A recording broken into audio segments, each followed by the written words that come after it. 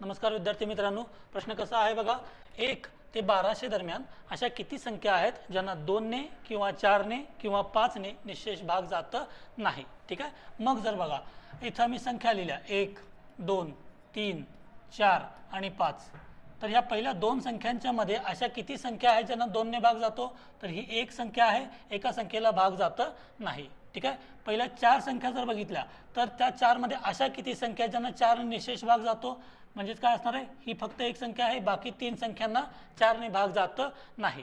आणि पहिल्या 5 संख्या जर बघितल्या तर 5 संख्यांच्या पैकी किती संख्यांना 5 ने भाग जातो, तर फक्त एका संख्येला जातो, बाकी संख्यांना भाग जात नाही, म्हणजे बाकी 4 संख्यांना 5 ने भाग जात नाही। मग मांडणी कशी होणार आहे बघा, इथं एकूण संख्या आहेत आपल्याकडे 1200, त्या 1200 मध्ये 2 पैकी प्रत्येक एका संख्येला भाग जातो, एकाला भाग जात नाही।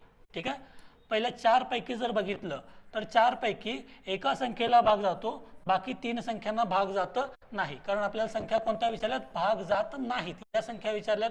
त्यानंतर 5 संख्या बघितल्या तर 5 पैकी फक्त एका संख्येला भाग जातो, बाकी 4 संख्यांना भाग जात नाही। मग जर यांचा गुणाकार केला तर किती होणार आहे, पहिला 600चा भाग बसला, नंतर किती असणार आहे 150चा भाग आहे, आणि 5 ने ज्या वेळेला भाग देतोय 5 त्रिक 15, म्हणजे इथे किती आलं 30, 30 गुणिले 3 90, आणि 90 गुणिले 4 किती होणार आहे एकूण 360। म्हणजेच 1 ते 1200 दरम्यान अशा एकूण 360 संख्या असणार आहेत ज्यांना 2 किंवा 4 किंवा 5 ने भाग जात नाही।